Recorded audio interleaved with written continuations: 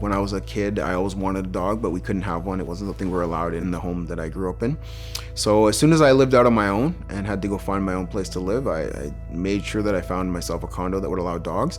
And immediately I got a dog. And my wife and I have had many, many animals in general.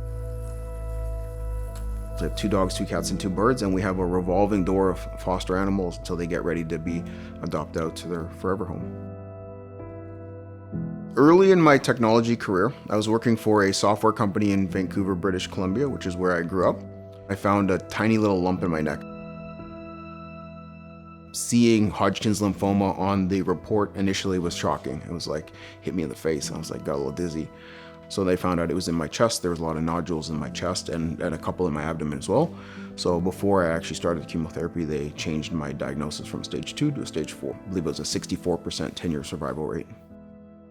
The treatment process was 6 months of ABVD chemotherapy. Usually about 36 hours after an infusion, that's when I would really start to feel the effects of it. And those were a lot of fatigue, a lot of nausea. It really affected my taste. That's one thing that is really unusual, that can be kind of challenging to deal with.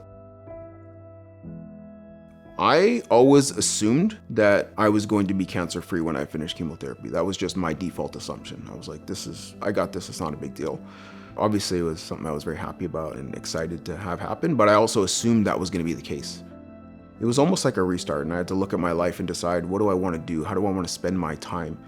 I changed a lot of the things that I was doing in my life to help me make sure that I was making the most of the time that I have.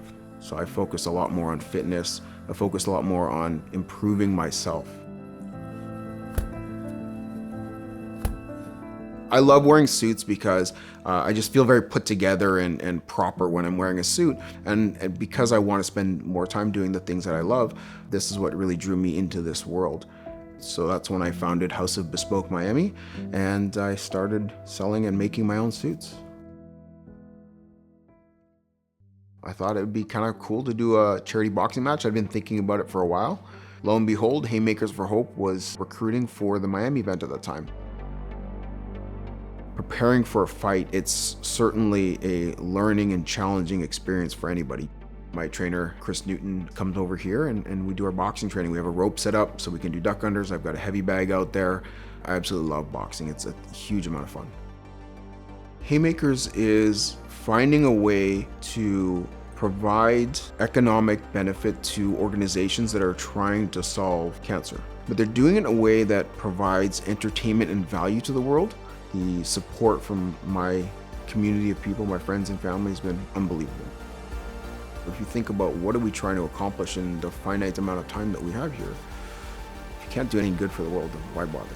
What's the point? Fundamentally, we have to work together and feel compelled ourselves to help the world.